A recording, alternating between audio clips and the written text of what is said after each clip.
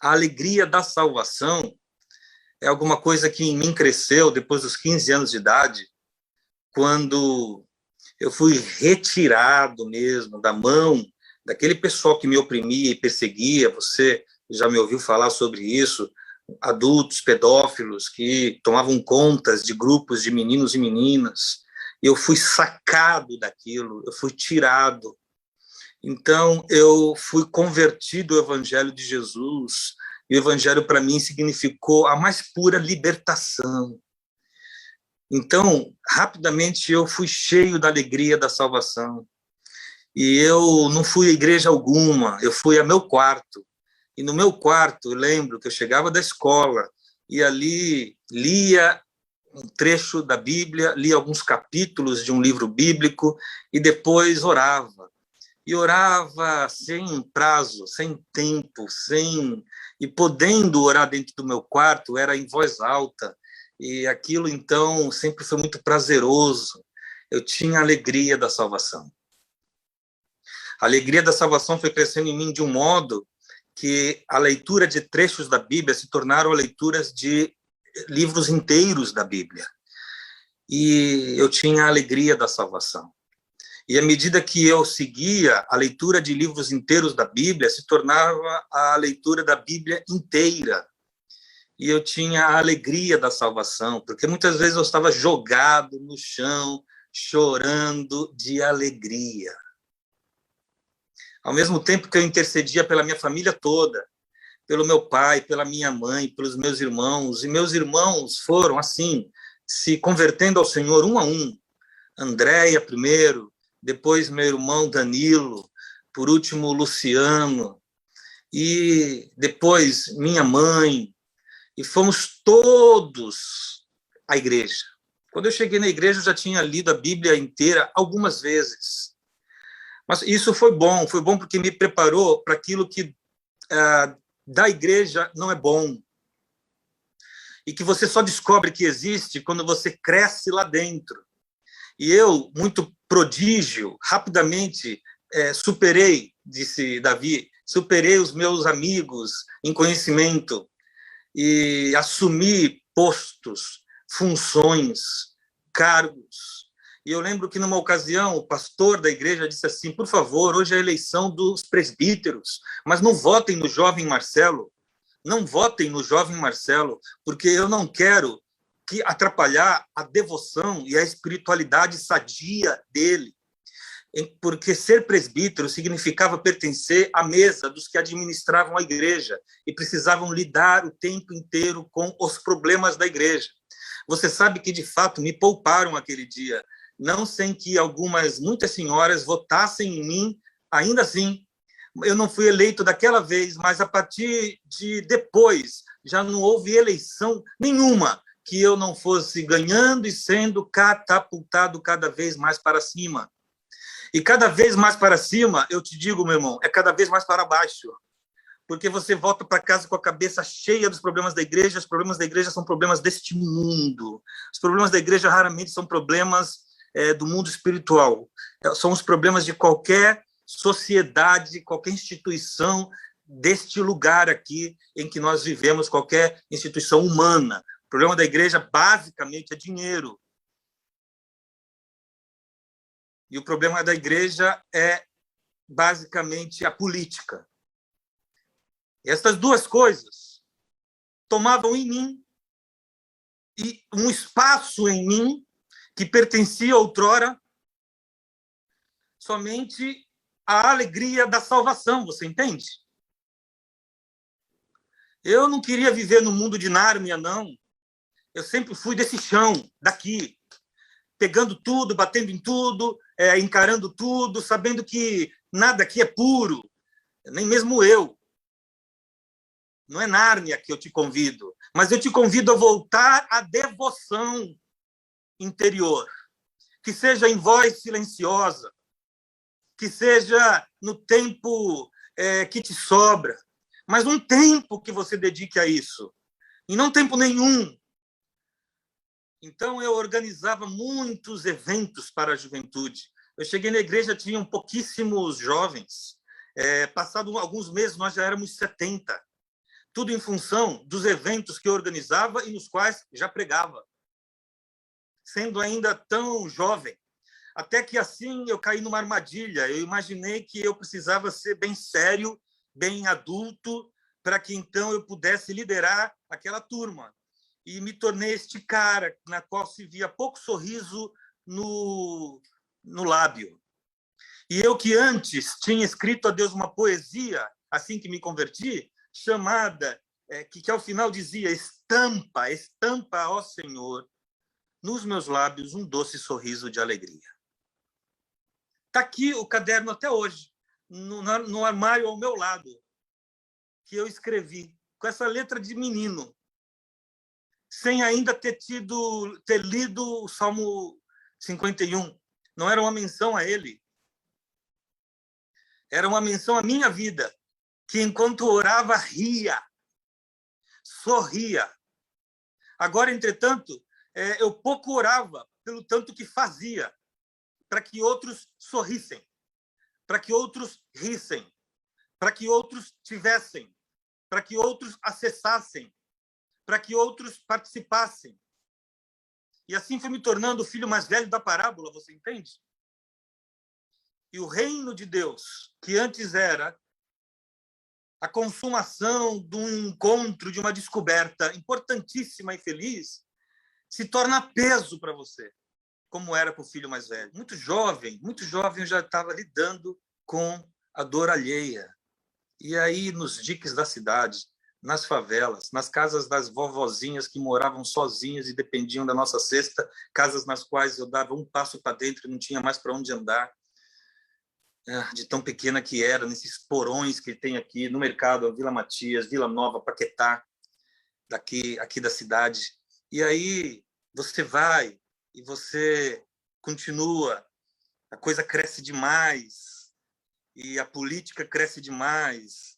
A política de tudo aquilo tirou meu pastor da igreja, e a igreja resolveu ser como era antes dos jovens chegarem. Não era um culto, uma missa, era um ritual fúnebre, a reunião, né? E a moçada querendo ir embora.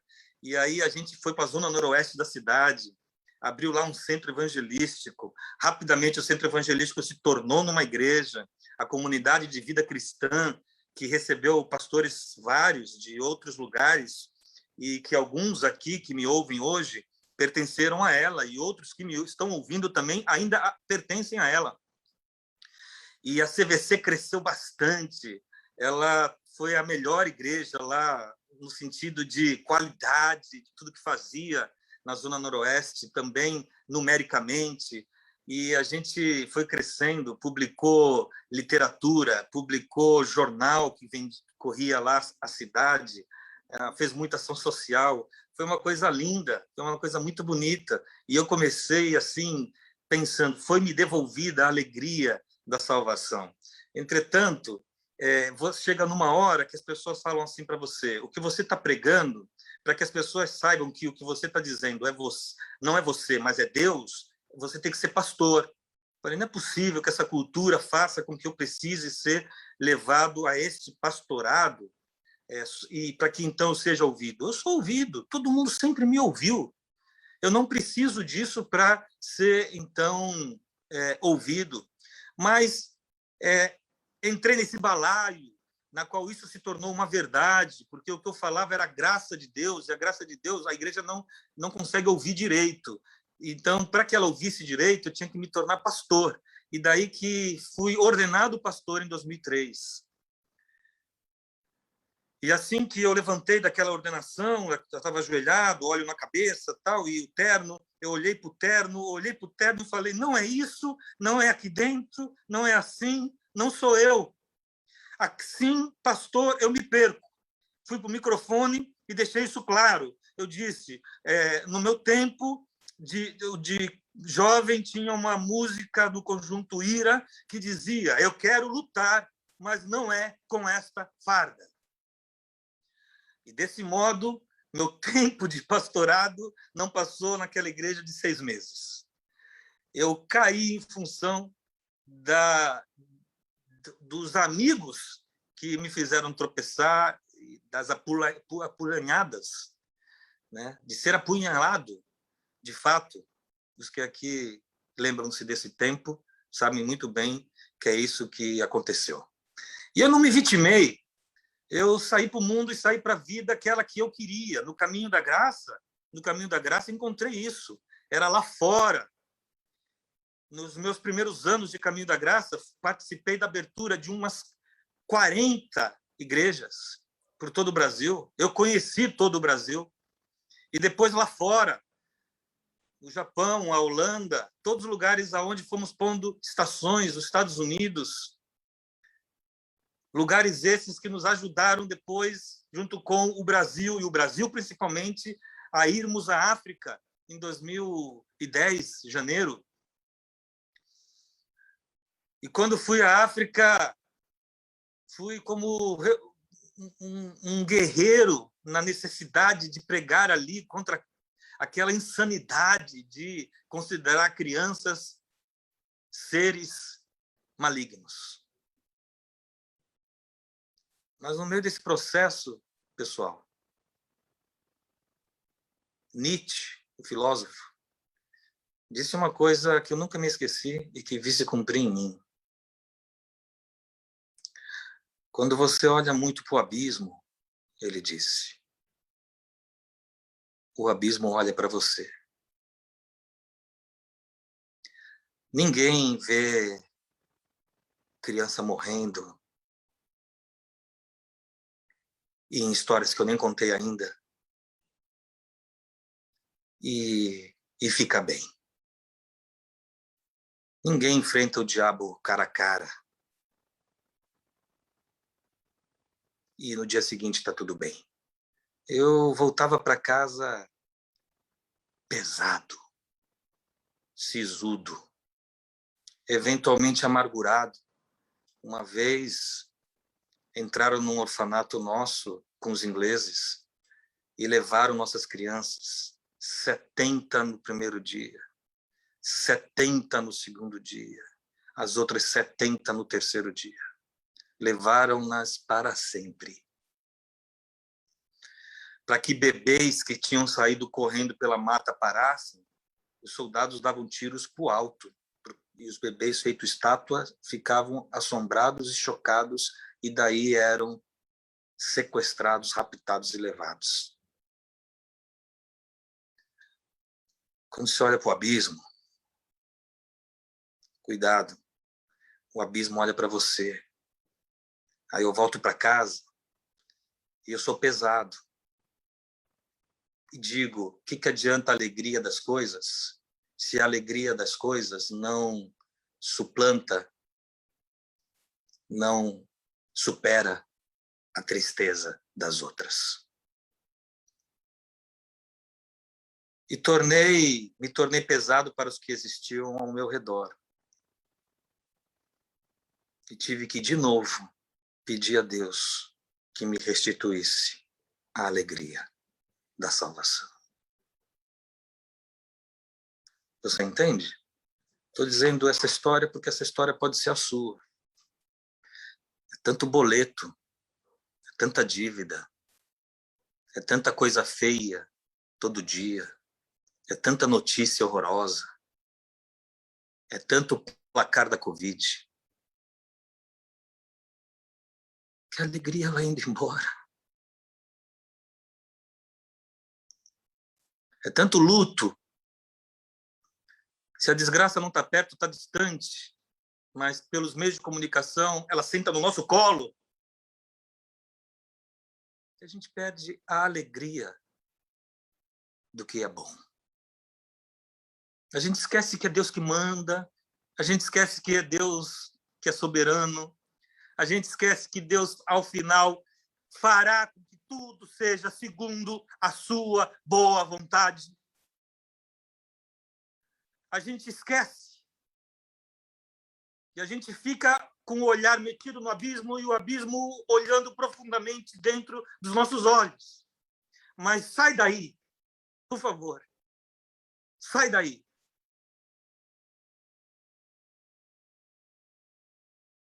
Sai daí.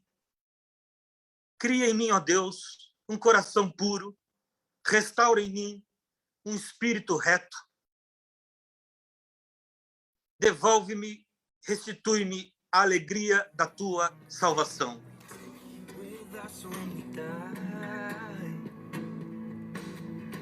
E aí ele se sente fortalecido e Davi diz: então eu contarei aos transgressores a teu respeito, para que aqueles que não te amem, te amem, porque são amados por ti.